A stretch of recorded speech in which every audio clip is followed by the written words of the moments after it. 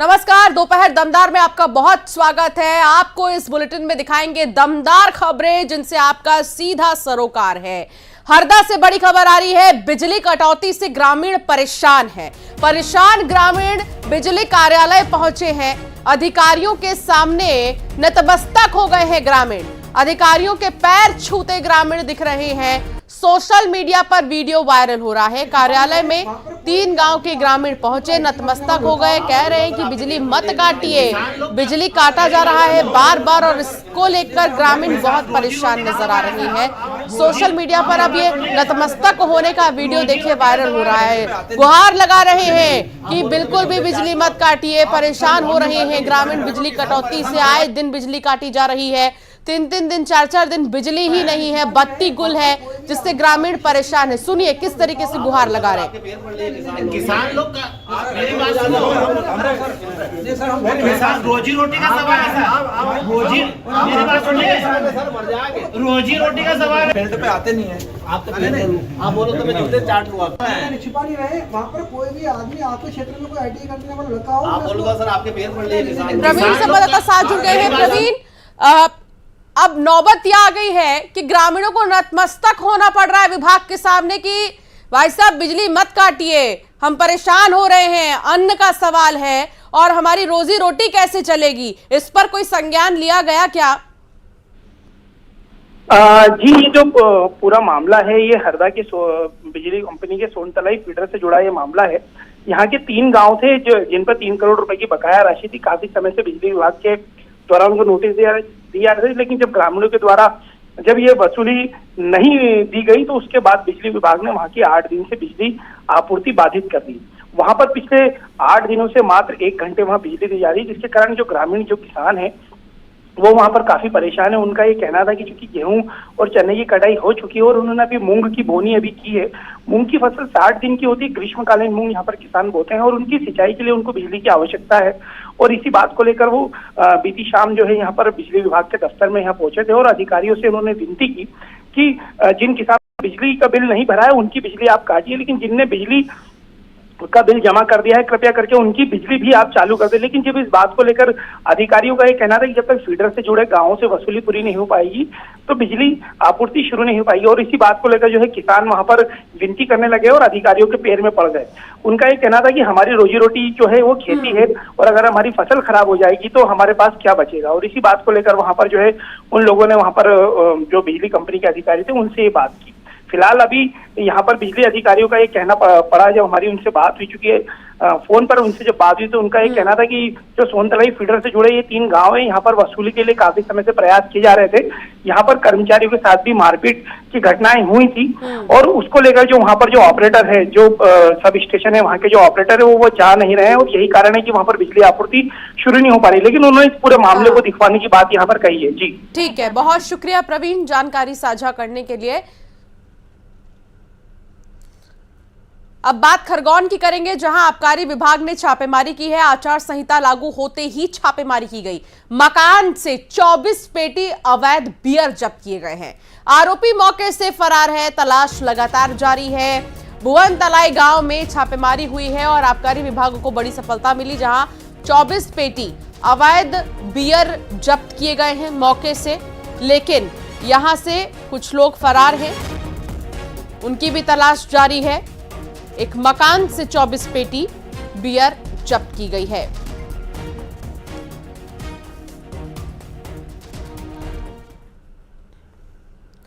और अब बात जबलपुर की, जहां कार से 30 लाख रुपए जब्त किए गए हैं। पुलिस ने कार से 30 लाख रुपए जब्त किए हैं। दमोह से जबलपुर लेकर 3 युवक पहुंचे थे। पकड़े गए युवकों से पूछताछ की जा रही है। चेकिंग अभियान के दौरान कार से रकम मिली है। अब क्योंकि चुनाव नजदीक आ गए हैं तो बॉर्डर्स पर सिक्योरिटी काफी ज्यादा टाइट हो जाती है। ऐसे में कई बार ये भी होता है कि बाय रोड लोग कैश लेकर ट्रैवल कर रहे होते हैं। वोटरों को लुभाने के लिए कई बार कंबल, कपड़े, ऐसी चीजें मिलती हैं गाड़ियों से। लेकिन यहाँ पर पुलिस की नजर काफी ज्यादा तेज है। पुलिस मुस्तैद है चेकपोस्ट पर और कार से 30 लाख रुपए जब्त किए गए।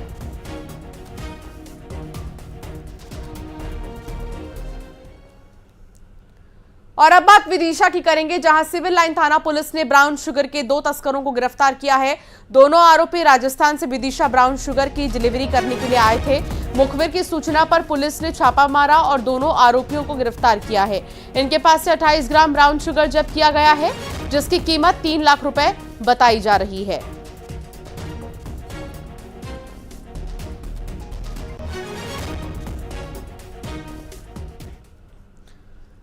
और अब बात मुरैना की करेंगे, जहां रेत माफिया पर पुलिस ने एक्शन लिया और अवैध रेत ले जा रहे ट्रैक्टर ट्रॉली को खदेड़ा है। 3 ट्रैक्टर ट्रॉली जब्त किए गए हैं, 6 मौके से फरार हैं। नेशनल हाईवे 44 का ये मामला बताया जा रहा है।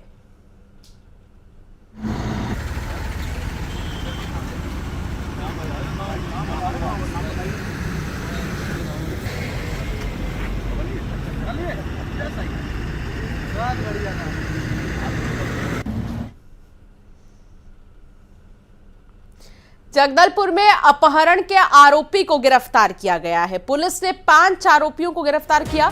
भिलाई और दुर्ग के रहने वाले हैं आरोपी। व्यापारी का उसके दुकान से अपहरण किया था। उड़ीसा की ओर बदमाश भागे थे। पुरानी रंजिश में अपहरण की साजिश रची गई थी। भानपुरी थाना क्षेत्र का मामला है, लेकिन इस पूरे मामले को आप इस सीसीटीवी के जरिए देख सकते हैं, समझ सकते हैं। दुकान से ही कैसे कुछ बदमाश आते हैं, व्यापारी को डराते हैं, धमकाते हैं, उसका अपहरण करते हैं, उड़ीसा की ओर उसे लेकर गए और ये सीसीटीवी फुटेज अब सामने आ चुका है। हालांकि अपहरण के आरोपियों को पुलिस ने गिरफ्तार कर लिया है।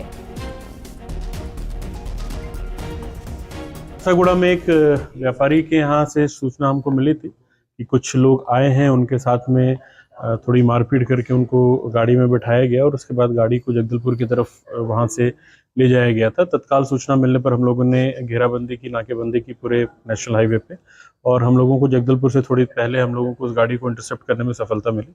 हमने गाड़ी को पकड़ लिया है और गाड़ी से जो व्यक्ति जिनको उठाकर ले जा रहे थे उनको सुरक्षित निकाल लिया गया है और जो 4-5 व्यक्ति जो आकर के जिन्होंने मारपीट की थी और गाड़ी में बिठाया था उनको भी हम लोगों ने पकड़ लिया है। सभी की पूछताछ अभी जारी है। और अब बात जशपुर की होगी, जहां हाथी के हमले में मौत हो गई और शादी से घर लौट रहे एक ग्रामीण पर हाथी ने हमला कर दिया। दरअसल हाथी के हमले में ग्रामीण की मौत हो गई है और व्यक्ति ने भागकर अपनी जान बचाई। बगीचा वन परिक्षेत्र के पसिया की एक पूरी घटना है। आप देख सकते हैं किस तरीके से आजकल जो हाथियों का आतंक है वो गांव में नजर आ रहा है। एक ग्रामीण जिस पर हाथी ने हमला किया और उसकी मौत हो गई है, लेकिन जो अन्य उसका साथी था उसने किसी तरह भागकर अपनी जान बचाई है। किसान ऐसे ही परेशान हैं, उनकी फसलों को नुकसान पहुंचाया जा रहा है, तो अब फसल के साथ साथ किसान पर भी हाथी हमला कर रहे हैं।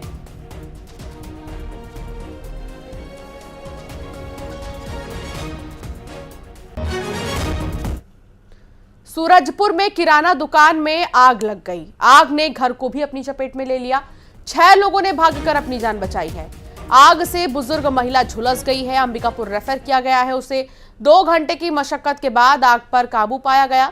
कल्याणपुर क्षेत्र का यह मामला है। किराना की दुकान में आप ये तस्वीर देखिए, आग ने घर को भी अपनी चपेट में ले लिया। मोबाइल फोन की ये दुकान थी। आग कैसे लगी इस बारे में कोई जानकारी नहीं है, लेकिन आग की लपटें काफी दूर दूर तक फैली, जिसकी वजह से पूरा घर ही चपेट में आ गया। ये किराना की दुकान थी, माफ कीजिएगा, और किराना की दुकान में आग लग गई।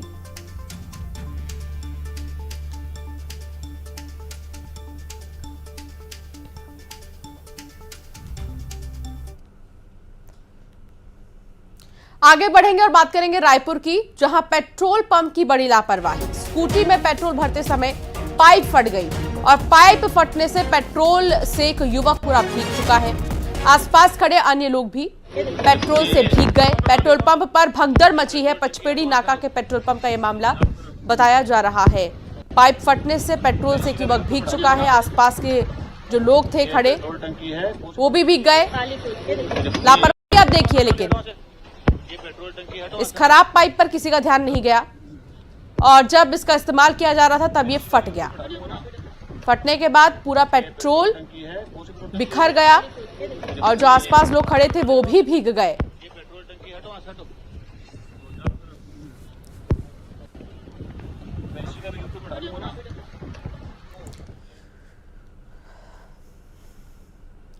बलौदा बाजार में रिश्वतखोर पटवारी को निलंबित किया गया है। रिश्वत लेने के आरोप में पटवारी को निलंबित किया गया।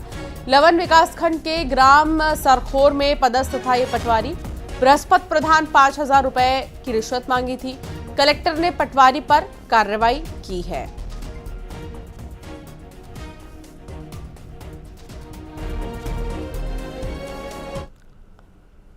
और रायपुर में आचार संहिता लगते ही एक्शन में नगर निगम की टीम नजर आ रही है। बैनर पोस्टर हटाने का काम लगातार जारी है।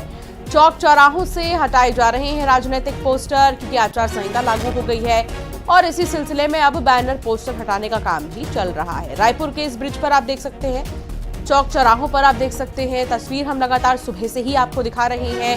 हर शहर की लोकसभा चुनाव की तारीखों के ऐलान के होते ही आचार संहिता लागू हो चुकी है और ऐसे में जो राजनीतिक बैनर पोस्टर हैं उन्हें हटाया जा रहा है। स्लोगन्स जो लिखे गए हैं राजनीतिक, उन्हें मिटाया जा रहा है दीवारों से। जो ड्राइंग एंड पेंटिंग्स बनाए गए थे राजनीतिक, उन्हें भी हटाया जा रहा है। राजनीति से जुड़ी कुछ भी चीज आपको अब शहर में नजर नहीं आएगी। आचार संहिता लागू होने के मद्देनजर इन चीजों को हटाई जा रही है।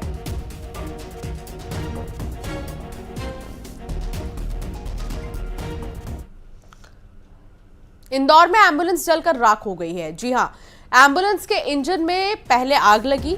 दमकल की टीम ने मौके पर पहुंचकर आग पर काबू पाया है। सुपर स्पेशलिटी अस्पताल का यह मामला और यहां पर एम्बुलेंस में आग लग गई। पहले तो एम्बुलेंस के इंजन में आग लगी, धीरे धीरे पूरी ही एम्बुलेंस जल चुकी है। मिथिलेश गुप्ता संवाददाता साथ जुड़ गए हैं। मिथिलेश, सुपर स्पेशलिटी अस्पताल के एम्बुलेंस का ये हाल है। सुपर स्पेशलिटी हॉस्पिटल के बाहर खड़ी एम्बुलेंस में आग लगी है। आग के लगने की वजह जो है अभी तक सामने नहीं आई है, लेकिन बताया जा रहा है कि सबसे पहले इंजन से धुआं निकलता हुआ देखा था तो थोड़ी देर में ही आग की लपटों में पूरी गिर गई एम्बुलेंस और कुछ ही देर के अंदर पूरी एम्बुलेंस जलकर खाक हो गई है। फायर ब्रिगेड जब तक पहुंचती आग पर काबू पाया गया, तब तक एम्बुलेंस पूरी तरीके से जलकर खाक हो गई। अब आग की वजह क्या है, क्या उसका मेंटेनेंस सही नहीं किया गया था, रख रखाव उसका प्रॉपर नहीं था, सभी चीजों को लेकर जांच की बात कही जा रही है। लेकिन एक एम्बुलेंस जो अस्पताल परिसर में खड़ी थी उसमें अचानक से आग लगती है और धीरे धीरे देखते देखते आग की लपटों में एम्बुलेंस पूरी तरीके से जलकर खाक हो जाती है। फिलहाल अब इसमें पूरे मामले में जांच जारी है। बहुत शुक्रिया मिथिलेश जानकारी साझा करने के लिए।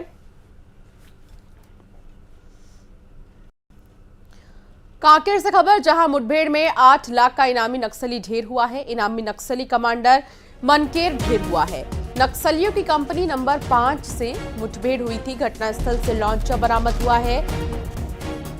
अल्परस और ककनार के जंगल में ये मुठभेड़ हुई और हालांकि कुछ सामान भी जो नक्सलियों ने यहां पर रखे थे उन्हें भी बरामद किया गया है। इनामी नक्सली है ये, वो भी 8 लाख का इनामी नक्सली है जिसे मुठभेड़ में ढेर किया गया है। मनकेर में ये ढेर हुआ। नक्सलियों की कंपनी नंबर 5 से दरअसल मुठभेड़ हुई थी और जो सामान मौके से जब्त किए गए हैं वो भी हम आपको दिखा रहे हैं।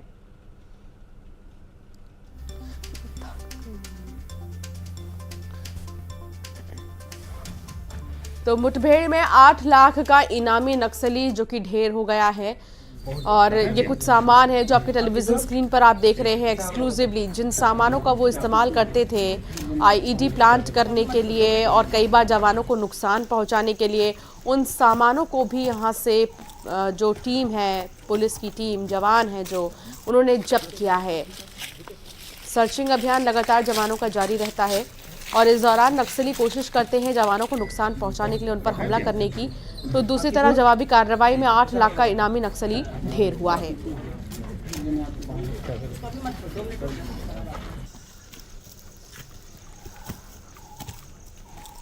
खेम नारायण शर्मा संवाददाता साथ जुड़ गए हैं। खेम नारायण, 8 लाख का इनामी नक्सली जिसे जवानों ने ढेर कर दिया, क्या जानकारी मिल रही है?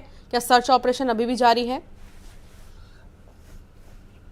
जी देखिए, कल जो कांकेर में मुठभेड़ हुआ था उससे एक बड़ी खबर जो है आज निकलकर सामने आ रही है। पुलिस से जो जानकारी मिली है, ककनार के जो जंगल में कल जो मुठभेड़ हुई थी उस मुठभेड़ में जो है 8 लाख का इनामी नक्सली मनकेर को जवानों ने मार गिराया है और ये जो कंपनी नंबर 5 है ये उस क्षेत्र में सबसे बड़ी नक्सली कंपनी है और इस नक्सली कंपनी का जो कमांडर मनकेर है उसको ढेर कर दिया गया। हालांकि जो सर्चिंग पार्टी को सूचना मिली थी कि एक बड़े नक्सली लीडर राजू सलाम की वहां पर मौजूदगी है उस हिसाब से जो है सर्चिंग पार्टी उस ओर निकली थी और राजू सलाम को से एनकाउंटर हो गया जब नक्सलियों ने जवानों के ऊपर गोलियां फायरिंग शुरू की। तो फायरिंग की जवाबी फायरिंग में जो है पुलिस वालों ने के जवानों ने भी जवाबी फायरिंग की और एक नक्सली को मार गिराया और वो नक्सली कमांडर है। और एक बड़ी सफलता जो है यहाँ पर जो जवानों को मिली है और उस क्षेत्र में अभी जो है लोकसभा चुनाव भी होने हैं। ऐसे में जो है नक्सलियों की सक्रियता को कमजोर करने का जो है जवानों का प्रयास निरंतर जारी है और इस तरीके से जो है जो दहशत नक्सली फैलाने की कोशिश कर रहे थे उसमें थोड़ा लगाम लगा है। जी ठीक है, इलाका कैसा है खेमनारायण, कुछ इस बारे में भी बताइए।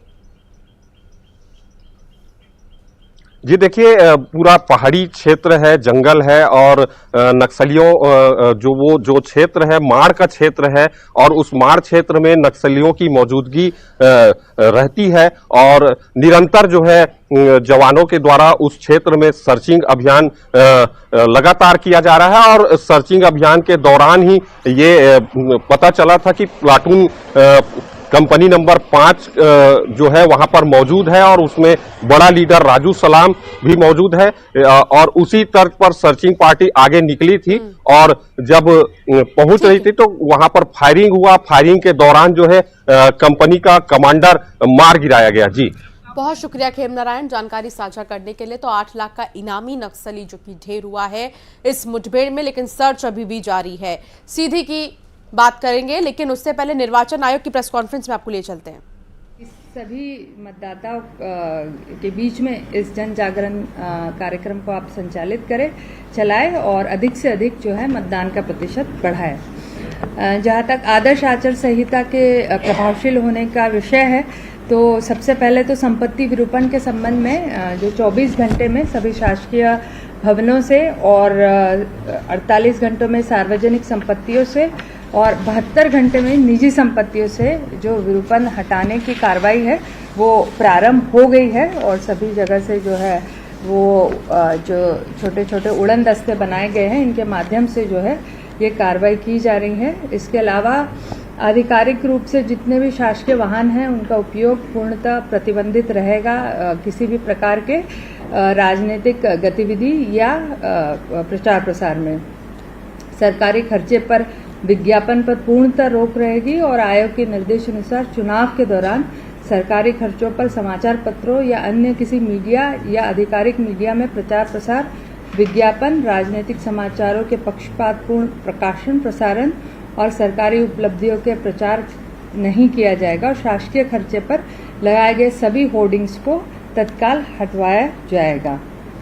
चुनाव प्रचार के लिए जो वाहनों की अनुमति है वो आयोग के द्वारा सीईओ कार्यालय स्तर पर और डीईओ कार्यालय स्तर पर दी जाएगी और कोई भी वाहन जो कि चुनाव प्रचार में लगा है वो बिना अनुमति या बिना व्हीकल परमिट के संचालित नहीं रहेगा। जो भी वाहन बिना परमिट के, जो कि वाहन में उसके विंडशील्ड पर चस्पा रहेगा, यदि नहीं रहता है तो उसको तत्काल जब्त करने की कार्रवाई हम करेंगे।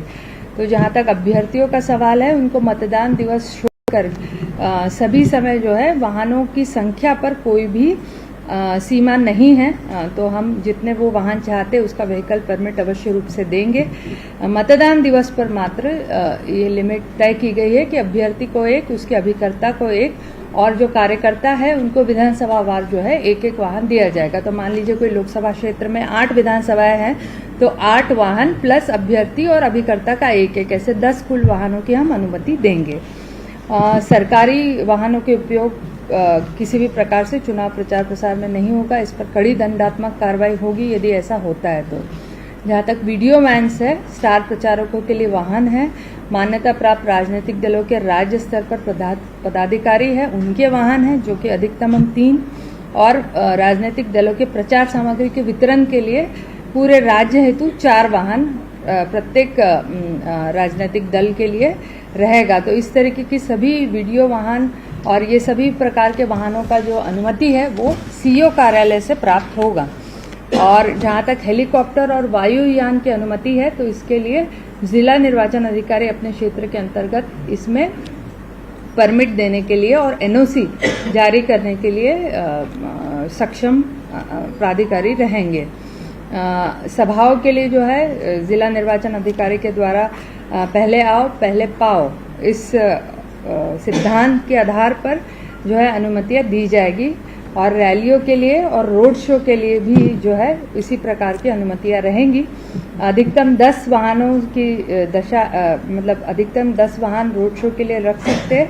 उससे अधिक यदि वाहन होते हैं तो फिर हर 10 वाहनों को टुकड़ियों में बांटा जाएगा और 100 मीटर का इनका दूरी की जाएगी और सर्वोच्च न्यायालय के निर्देशों के अधीन जो है लाउड स्पीकर के उपयोग की अनुमति दी जाएगी, जो कि रात को 10 बजे से सुबह 6 बजे के बीच में टोटली प्रतिबंधित रहेगा।